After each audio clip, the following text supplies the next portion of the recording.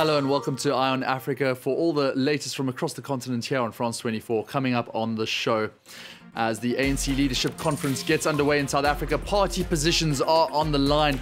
Despite recent controversies, current party and country president Cyril Ramaphosa is tipped to retain his role, but he faces a wave of backlash from factions loyal to former President Jacob Zuma.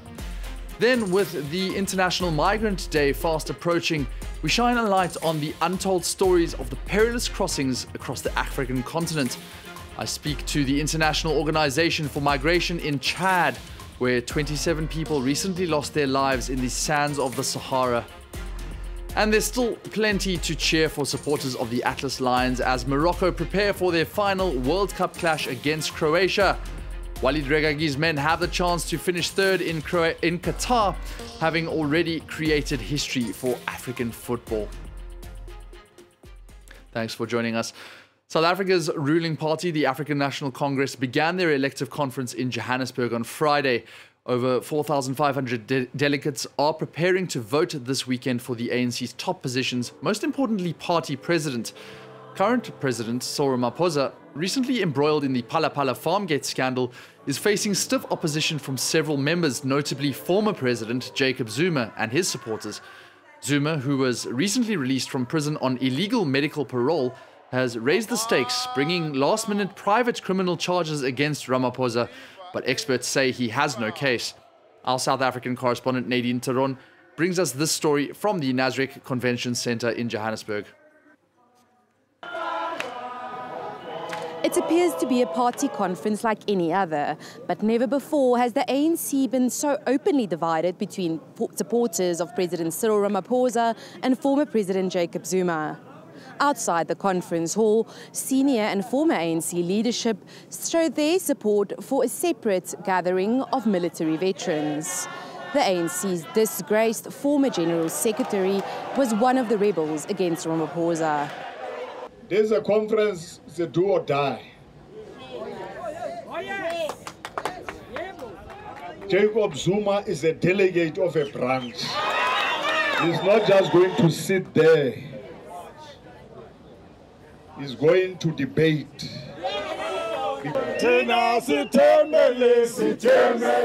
The battle lines are clearly drawn. Inside, Zuma supporters disrupted Ramaphosa's address.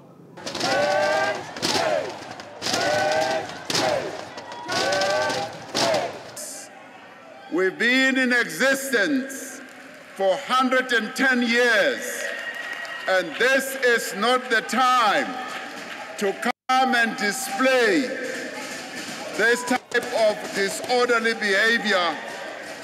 Nominations for the top 6 positions start tonight, and by Sunday, South Africa will know who the ANC's next leaders will be.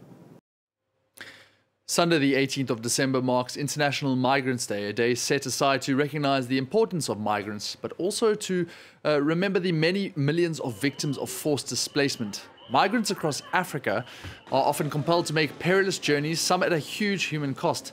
But one of the less spoken about routes is the crossing through the Sahara Desert. On Tuesday, the bodies of 27 people, including 4 children, were found deep in the Chadian desert, having died of thirst after the truck carrying them broke down. To expand on these issues, I was earlier joined by the Chief of Mission of the International Organization for Migration in Chad, Anne-Catherine Scheffer. In order to get to the Mediterranean, you have to cross the Sahara if you are coming from Central Africa specifically. And these areas have to be crossed. There are gold mines in northern Chad or in southern Libya that are a sought-after destination for migrants who are seeking to make some money in order to pay for the onward journey. And so they do take these risks, knowing fully well that this could be the last journey that they will take. And in terms of the numbers that we see and hear about, I mean, we obviously had the 27 people who recently lost their lives in a tragedy. But are these numbers accurate? Do you feel that we can fairly present how many are basically succumbing to these crossings? So it's very difficult to say. So what we in IOM through the Missing Migrants Project are doing is try to collect anecdotal evidence, as well as evidence such as reported through local news outlets, as we have seen this week.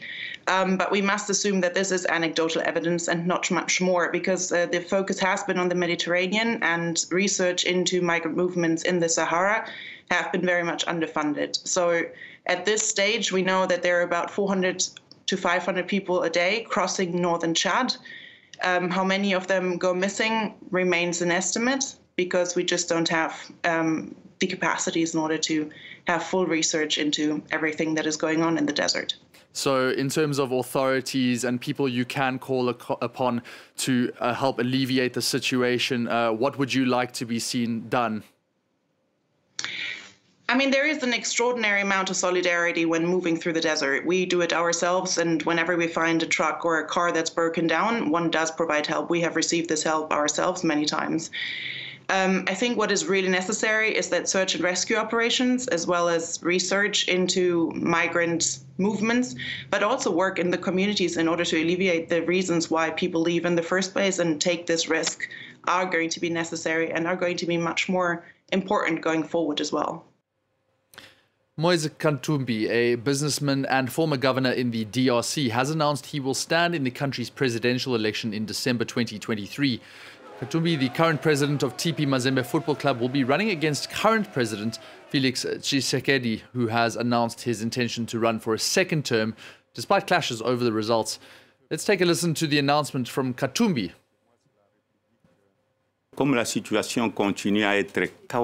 The country is in continual chaos. I must save a people in danger. I will be a candidate in the 2023 presidential elections, though I do first have to get the green light at the party congress on Monday. I'm running because I have a vision for my country. I have a track record from when I was governor, and I have expertise. And the president-elect is scheduled to take office in the DRC in January 2024. Now time for some more news across the continent. Fighting resumed on Friday in the eastern DRC between M23 rebels and rival armed groups, according to security sources. It comes after 10 days of relative calm following a ceasefire agreement between the M23 militants and Congolese forces. While the M23 issued a statement accusing the government of violating the ceasefire, federal sources say the armed forces are not implicated in the latest skirmishes. Then Senegal authorities have detained 2 opposition MPs for physically assaulting a pregnant colleague during a budget debate earlier this month. Violent brawl broke out in the National Assembly on December 1st when Massata Samb slapped Amy Ndai Ngnibi of the ruling Benno Bok Yekar coalition. A brawl ensued, with Mamdou Nyang then kicking Ngnibi in the stomach. Both Sam and Nyang have been detained and will appear in court on Monday. And then a Russian representative in the Central African Republic, associated to the leader of the notorious Wagner mercenary group, has been severely injured after a package exploded in his hands. Dmitry Ziti, who headed the so-called Russian House in the country's capital, Bangui, was in grave condition after the attack. The Wagner Group, who is associated with, has blamed French assailants for the incident and has called on Moscow to designate France as a state sponsor of terrorism. Staying with news on the Wagner Group, Burkina Faso has called claims by Ghana's President Nana Akufo-Addo very serious. This after he accused the war-torn Sahel nation of inviting the Wagner mercenaries into the country. Moscow has been actively seeking to grow its support in several French-speaking African countries as France, a former colonial power, is increasingly reviled. Meeting 2 days ago with US Secretary of State Antony Blinken, Akufo-Addo claimed neighboring Burkina had struck a deal with Wagner, labeling it particularly distressing. Burkina had earlier in the day, on a Friday, recalled Ghana's ambassador, asking him to explain the president's comments, and this is what they were responding to. Today, Russian mercenaries are on our northern border. Burkina Faso has now entered into an arrangement to go along with Mali in employing the Wagner forces there. I believe a mine in southern Burkina has been allocated to them as a form of payment for their services. Prime Minister of Burkina Faso in the last 10 days has been in Moscow. And finally, despite Morocco's World Cup semi-final exit at the hands of France, fans of the Atlas Lions are holding their heads very high. Walid Regragui's team made history in Qatar, becoming the first African and Arab nation to reach the last four of football's biggest showpiece tournament. Now they have a chance to claim one more scalp and grab third spot as they face Croatia on Saturday. Sophie Lamotte is in Rabat to get all the reaction. Many here took the defeat in great spirits and say that the Atlas Lions may have lost the game against France, but that they won the hearts of the Moroccan public and of most of the African and Arab football public. As the first African country to ever make it this far in the competition, the Moroccan team have already made history and are more determined than ever to keep on doing so. Moroccan fans are gearing up for tomorrow's match for third position against Croatia, a bittersweet final chance to once again make the Moroccan public proud. I wanted the team to make it to the final. It wasn't to be, sadly, but it's fine. We're still so proud of them.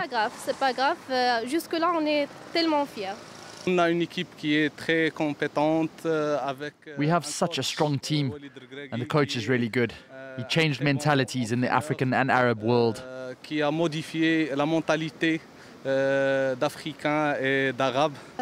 La performance, il y a aussi la tolérance.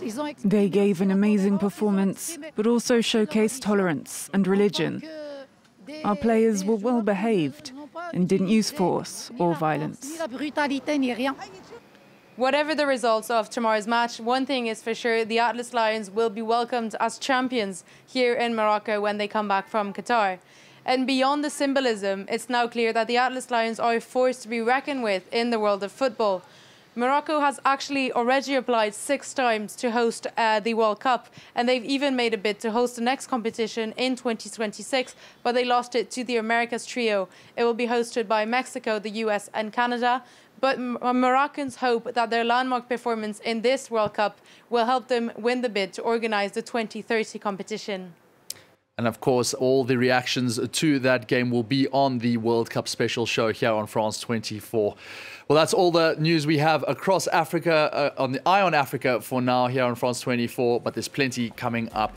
From me, it's bye for now.